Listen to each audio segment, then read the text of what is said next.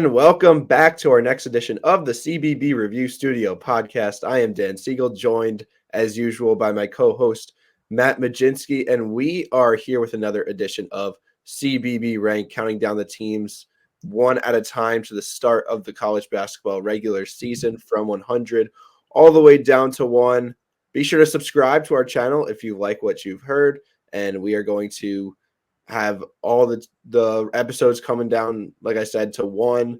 Right now we're doing 45 to 41, and I usually don't spoil things up front, but because of the breaking news that has happened in college basketball over the last couple of days, I will mention one of the teams here is the Virginia Cavaliers, and we will be talking, obviously, about the whole Tony Bennett situation. I am a Virginia guy, so there's a lot of insight I have on that. So stay tuned. That will be one of our teams. But we're going to get started with number 45, and that is the Nebraska Cornhuskers. Understand that pretty much other than last year when they were pretty solid, this has been a dreadful program historically. And I do think that it's important that they got Bryce Williams back. He was their second leading scorer last year. I think the shooting is going to be a problem with this team, and if they ask Bryce Williams to be that primary shooter, that may be problematic. But I think they portaled pretty hard, and that is important, right? They got Raleigh Worcester from Utah, Connor Siegel from Wisconsin. They will operate in the backcourt. Those are pretty important adds. Nothing great, but guys that have played at the power conference level, have experience there. They got Andrew Morgan from North Dakota State. He will be expected to take over the center spot. And then a few guys projected on the bench that I really like. I think have some high upside. Aaron Eulis from Iowa, Braxton Mia from Wisconsin. They also got guys from Rutgers and UCLA. So not a great starting lineup, but I think there is depth to this team. A lot of real competent Big Ten players on this Nebraska roster, like 1 through 10-ish. Yeah, look, I mean, Bryce Williams is going to have to be the key here. You lose a guy like Casey Tominaga, you're going to need your other guy to step up, right? But Bryce Williams was kind of like the second guy in charge last year, obviously. Scored a lot of points for this Nebraska team, was a big-time player for them. Him as well as Juwan Gary, they're going to have to step up and make new roles for themselves this year. I think that they have a chance to keep Nebraska competitive, right?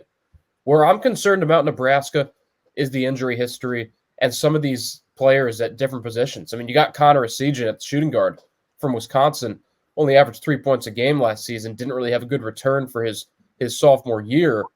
And then you've got Aaron Eulis, who missed the entire season last year, coming over from Iowa. You know, these guys are going to be in big roles.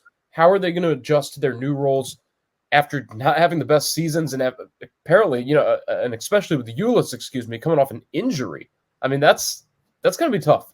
So Bryce Williams is going to have to be big. I'm also looking at a guy like Gavin Griffiths, potentially off the bench, right? A guy who put up pretty good numbers at Rutgers. He could be a potential guy to watch out for, right? Someone that you might not be expecting that's going to carve out a bigger role as the season moves on.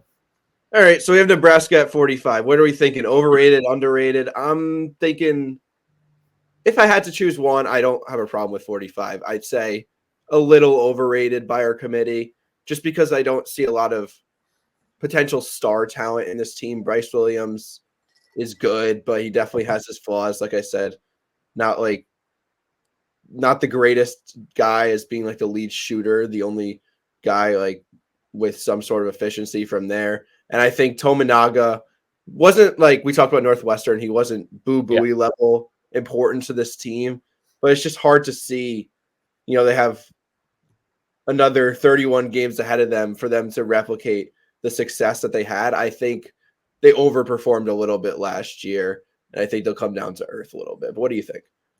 Yeah, I think around 45 is okay. I might have had them a little bit closer to low 50s.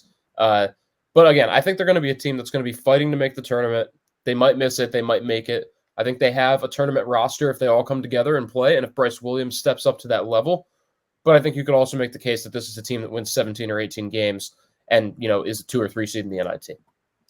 Moving on, number 44, we got South Carolina, a team that coached by Lamont Paris, and he did wonders with the last team that he coached, 23-24. Easily, I'd say the best team they've had since that Final Four run. And I think the most important thing is they were picked to finish last in the SEC last season, I believe. And Lamont Paris made an emphasis in his interviews and media day that this is wrong. We have a lot more talent. We're definitely not the worst team in the SEC. And boy, did he prove everybody right. He really, I think, maximized his talent. I think he also had more talent than people really gave him credit for. And he has plenty to work with now, too. Of course, it starts with a healthy Colin Murray Boyles, obviously the guy to watch, a guy who could be a first-round pick. He dealt with mono last season, so really wasn't 100% for a lot of it. But when he was on the floor, he was so good, just really athletic, a four that could do it all.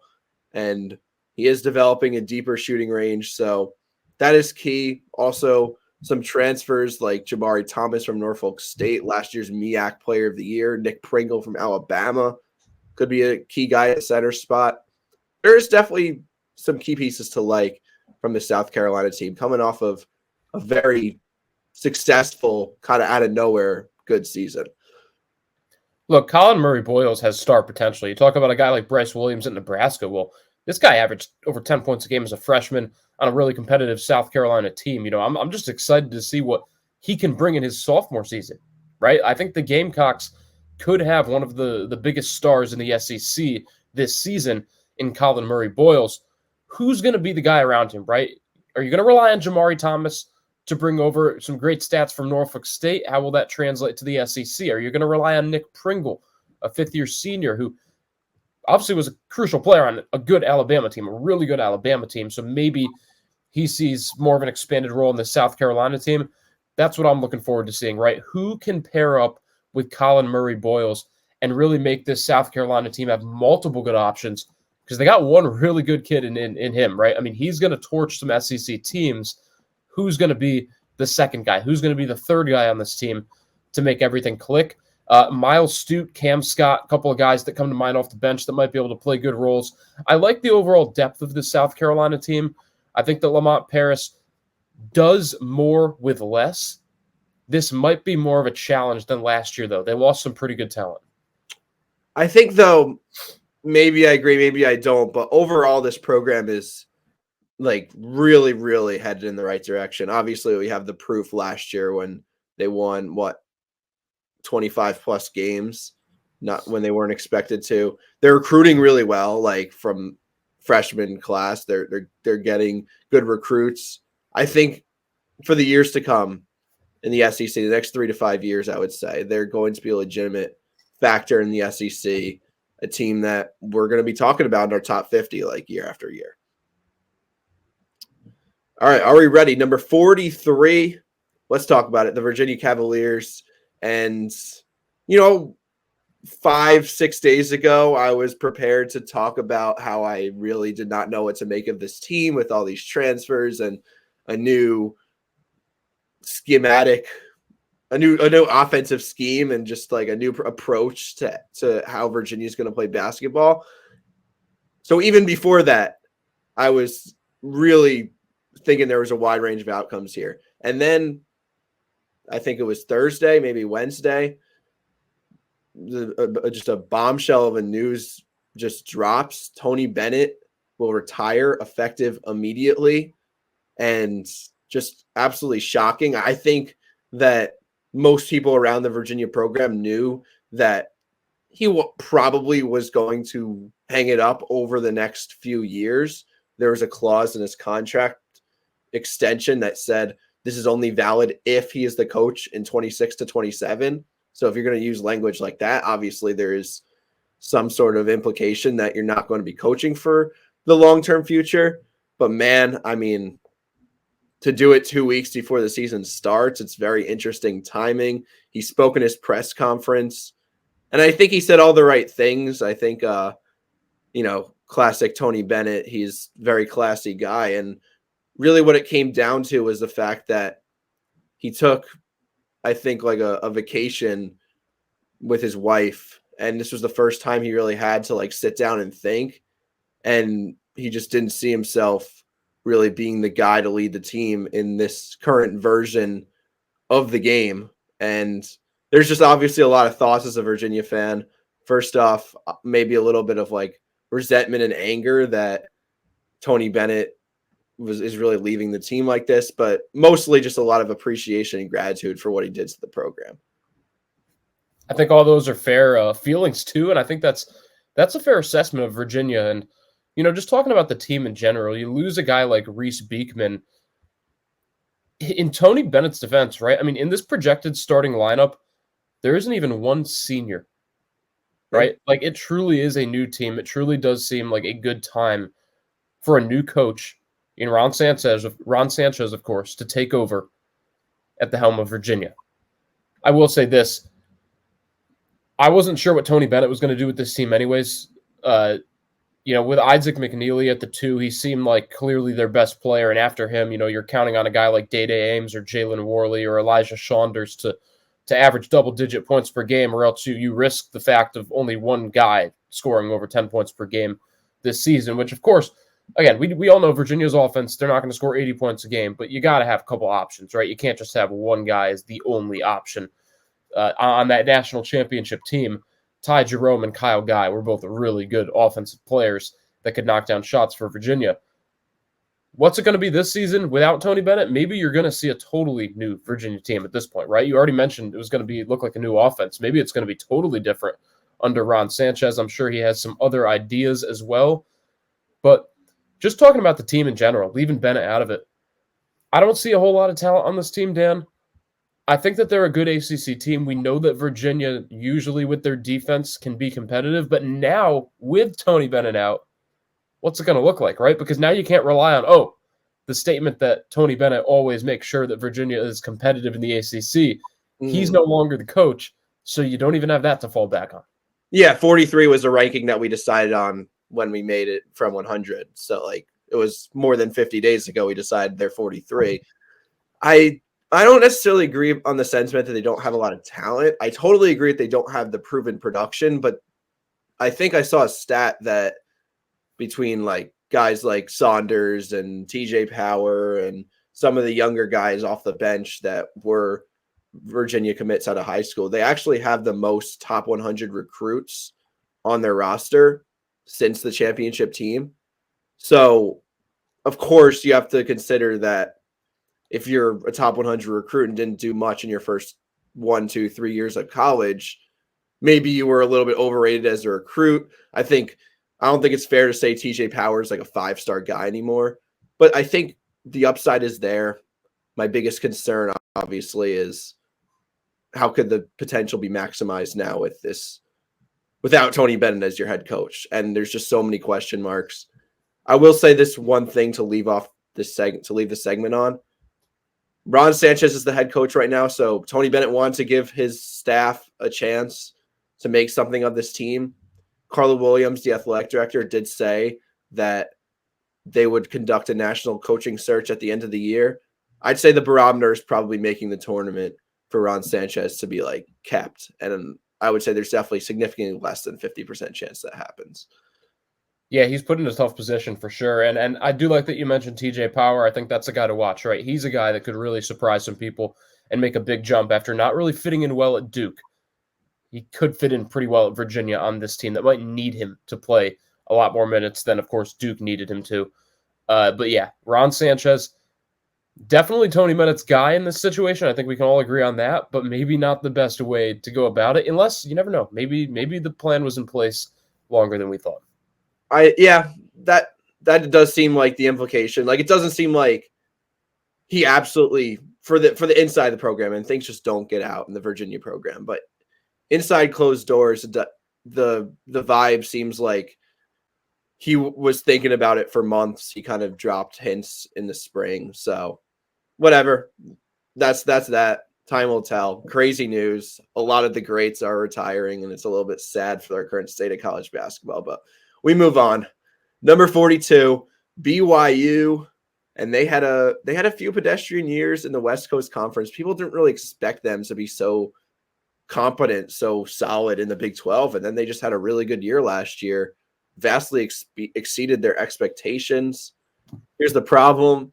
They were also good enough that Mark Pope gets the job at Kentucky. So a new head coach for BYU. It's Kevin Young that gets the promotion. And here's the deal. I don't think there will be a major fall off for BYU. They really have a key core of returning starters, which is important. I think that's why you kind of sometimes want to stay in-house when you have a successful coaching tenure. They got Traore, Richard Saunders, Dallin Hall, all projected starters who played decent roles last year. And then, of course, Matt, the big deal, the 16th ranked freshman incoming, Igor Demin, a combo guard, comes from Russia, and he's going to be the X factor of this team, the player that could raise their ceiling for BYU this year. Yeah, I know a lot of people are on Igor Demin and what he might be able to bring to this BYU team. You get a guy like a top 20 recruit, a 5-star recruit. People are going to be talking about him, right? BYU has one of the best freshmen in college basketball. Dallin Hall, another guy that can shoot the basketball, that can control the point for this BYU Cougars team. Richie Saunders can shoot the ball. There's guys up and down this roster. I think that BYU can be one of the best teams in the Big 12. I think they're much better than 42nd right here. I think they have great players 1 through 5. They have a lot of depth with Mat Mlodzinski from Rutgers coming over. Trevin Nell, who averaged 10 points a game, 39% from 3 last season. You can make the case that 1 through 8, BYU might be one of the deepest teams in the Big 12. Yeah, and their identity is obviously that three-point shooting that you alluded to. They took the most three-point field goals per game in college basketball last year. And some of the transfers they brought into the front court, like you mentioned Mog from Rutgers and Keba Keita from Utah, those are more like traditional front court guys, not like really stretch bigs. But I think we'll definitely see that identity. We'll see it turn into a three-point shooting contest with BYU. And I think more times than not, they're going to win that because they have really efficient players and offense. I think the offense will kind of stay the same with Kevin Young, like predicated on spacing and getting these good catch and shoot shots for BYU. So I'm excited. I think this is a really high floor team under a first-year head coach. I don't expect them to have a major fall off at all. Yeah, like you lose Jackson Robinson, you lose Spencer Johnson. Certainly a couple of key players on this team are gone, but I think that BYU was so deep last year that it didn't really matter. You still got a lot of guys returning, and you did pretty well in the portal, right? I mean, I think bringing in the guys they did, and especially with Demin as a freshman coming in like that, I mean, there's just a lot to like about what this BYU team might be. Our last team of the day, we got number 41, Maryland. And Maryland was bad last year, right? They went under 500 overall, 16-17, their record. Here's the thing, though. Their front court, they have a two-headed monster there that could be really dominant. They got Julian Reese, who's a super skilled big man. He averaged nearly a double-double last year, 2 blocks per game, so just dominant on both ends. And they got Derek Queen coming in as the 12th ranked overall freshman recruit. Another guy similar, like he's a huge rebounding big, a mismatch inside. The thing is, can they play together? Because I think they might have to really to raise the ceiling. I think they'll have to put potentially Julian Reese at the 4. He's very athletic, just a little bit limited as a shooter. So I don't like we talked about BYU and that'll be their identity. I think it might be quite the opposite with Maryland. You also factor in guys like Tafari Gapare, super lengthy guy, like 6'9", but he needs to work on that 3-point shot. Like offensively, I think he could play the 3 to 4. But he's another like defensive interior stud. So I think if we're talking about identity with Maryland, it'll be just defending the paint and being like a no-fly zone on the inside. Biggest problem, though, is probably going to be spacing and shooting with the current personnel. And I think that it's okay, right? You look at that roster with Gillespie, a really good point guard, Miguel, who can really score the ball from the 2 position, Harris Smith and Geronimo, right? You get small ball at the 3 and the 4, and you get a guy in Julian Reese that while he can't extend from 3, you have pretty good spacing with a guy that can be mobile, right, at the big man spot. He doesn't just have to be right underneath the basket. He can move around the paint and move around and do what he needs to do on offense. It becomes a problem when you've got the 5-star Derek Queen that you need to put into the game, right? And where do the minutes come from, right? You can't just take Reese out and put Queen in and keep switching them because, you know, they both need more minutes than that. These both need to be 30-minute-a-game type of guys. So at some point in the game, Kevin Willard's going to have Julian Reese and Derek Queen on the floor at the same time. and that spacing is going to be a problem. I don't know what it's going to look like.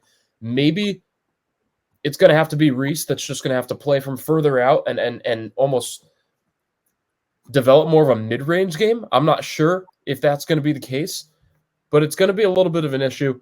It's worked before. There have been teams that have gotten this to work, right? And they just have such a good offensive presence, and your guards just understand how to feed you, and you have really good shooting from outside. And Maryland's going to have really good shooting this season. They got a lot of guys that can knock down the three.